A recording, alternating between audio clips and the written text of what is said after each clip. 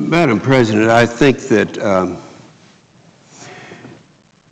first of all, we're not, this is, as I said in my opening remarks, this is not a discussion about science. This is something for another day to discuss. We've been talking about that now, or the lack of science, for a number of years. And I always remember, though, I have to go back to Senator, or then Vice President Gore, who had a study done by a very prominent scientist. His name was Tom Wigley. And in this study, he said, all right, we want you to determine, this is back when he was vice president, he said, if we were to have all of the developed, not developing, not China, not Mexico, not India, but the developed nations to sign on to, ratify the Kyoto Treaty, and live by its emission requirements. Of course, they wouldn't do that anyway because the emission requirements are not complied with. In some 15 Western European countries, only 2 are living within their emission requirements. But he said, assuming that all developed nations did sign on to Kyoto and live with the requirements, how much would it reduce the temperature in 50 years? You know what his answer was? After he did this massive study, Tom Wigley, the scientist for Al Gore, said that it would reduce the temperature by 7/100ths of 1 degree Celsius. 7/100ths, and this is after all the economic pain. I think what I might do is use a little bit of the time, if no other members come down, to kind of talk about how other people are looking at this. The Las Vegas Review-Journal, and I'm hoping that the leader of the Senate would be reading this, the Las Vegas Review-Journal. He said, and I'm quoting now, consumers are already struggling with gasoline approaching $5 a gallon and other utility costs that have been moving steadily higher for the past few years. New mandates placed on producers in the name of global warming will only make matters worse. That was an editorial by the Las Vegas Review-Journal just a few days ago. The plain dealer, this is from the state of Ohio, and I know that we're going to have Senator Boydovich taking a very active part in this debate, which also, he's another one of the leaders that's bringing us into a renaissance for nuclear energy in America, which is desperately needed. I have to say that as we approach this hopefully solutions, not having anything to do with this bill, but of the energy crisis in America, I agree that we need all sources. And Oklahoma is very busy right now and very effective in their research on biomass, cellulosic biomass. Both the University of Oklahoma, the Oklahoma State University, the Noble Foundation are very active. We want that, and it's not here now.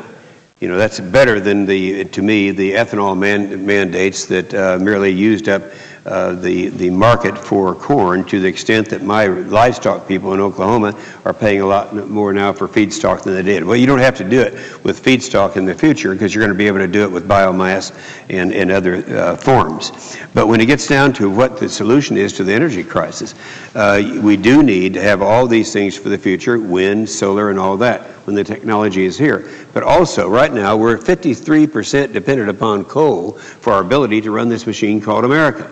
And as the senator from Virginia stated, we will have to have coal as well as nuclear energy.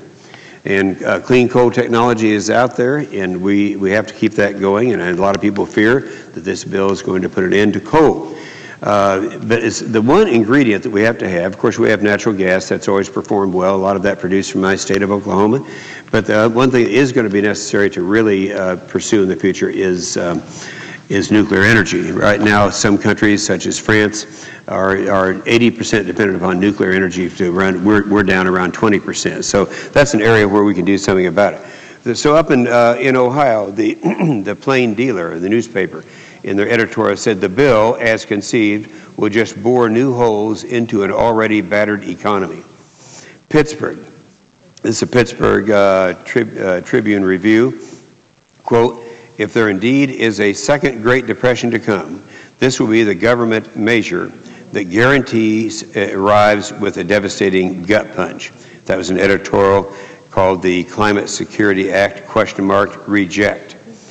in the Pittsburgh Tribune Review. San Francisco Chronicle, this is kind of interesting, from the state of California. Quote, the Senate debate on the climate bill probably will focus on its impact on energy prices and the economy, which in the short run could be considered significant. The Associated Press recently said, with gasoline at $4 a gallon and home heating and cooling costs soaring, it is getting harder to sell a bill that would transform the country's energy industries, such as critics will argue, cause energy prices to rise even more. The Wall Street Journal. There's a couple of them that I've quoted already from the Wall Street Journal, but this one was just a few days ago. This is easily the largest income redistribution scheme since the income tax. I think it's interesting when people realize that what we're talking about here is redistributing the wealth from the people who are the poorest, very poorest people. A CBO report found just recently, and I'm quoting from that report now, most of the cost of meeting a cap on CO2 emissions would be borne by consumers who would face persistently higher prices for products such as electricity and gasoline. Those price increases would be regressive in that poorer households would bear a larger burden relative to their income than wealthier households. And I understand, and we're going to hear the chairman of the committee stating, I'm sure in the future, well, we're taking care of that because we're redistributing some of the $6.7 billion, about $800 billion, $6.7 trillion, redistributing $800 billion of that to some of the poor families. Well, wait a minute, that's $1 out of $8. That's not a very good deal. So I think there are so many reports that talk about how devastating this is going to be to all of America, but particularly those individuals, the elderly and the poor people, because these are the ones who are spending money, a larger percentage of their income, their spendable income, on energy. So it's very appropriate when they say this is easily the largest income redistribution scheme since the income tax. New York Post, the only thing that it will cool in the is the United States economy. We're talking about this bill. In effect, the bill would impose an average of more than $80 billion in new energy taxes every year. That's the New York Post, entitled Cap and Trade, Why It's Tax and Spend, of June the 2nd. Robert Samuelson, let's call it by its proper name, cap and tax. George Will, speaking of endless troubles, cap and trade comes cloaked in reassuring rhetoric about the government merely creating a market, but government actually would create a scarcity so that government could sell what it had made scarce. This is a rather interesting thing. I recommend this. This is published in the Washington Post under Carbon's Power Brokers. Charles Krothammer has had several good editorials. He said, there's no greater social power than the power to ration. And other than rationing food, there is no greater instrument of social control than rationing energy, the currency of just about everything one does and uses in an advanced society. That was Carbon Chastity, an editorial in the Washington Post on the 30th of May. There was a very good one from another one from the Wall Street Journal that I've already quoted on here, but this is a different one I quoted a minute ago. The Boxer climate tax bill would impose the most extensive government reorganization of the American economy since the 1930s. The Investors Business Daily, this is something in an op-ed piece or an editorial piece that they had on the 29th of May, says the bill essentially limits how much gasoline and other fossil fuels Americans can use. As Klaus put it, he's referring to the President of the Czech Republic, quote, in the name of the planet. A study by Charles Rivers Associates puts the cost in terms of reduced household spending per year of Senate Bill 2191, which is a Senate bill that passed out of the committee, at $800 to $1,300 per household by 2015, rising to $1,500 to $1,500 by 2050. Electricity prices could jump by 36% to 65% by 2015 and 80% to 125% by 2050. This was an editorial in Investors Business Daily. It's interesting, I was noticing when the Senator Bond from Missouri was making his very well-stated remarks, the study he had showed it would be closer to $6,000 a household.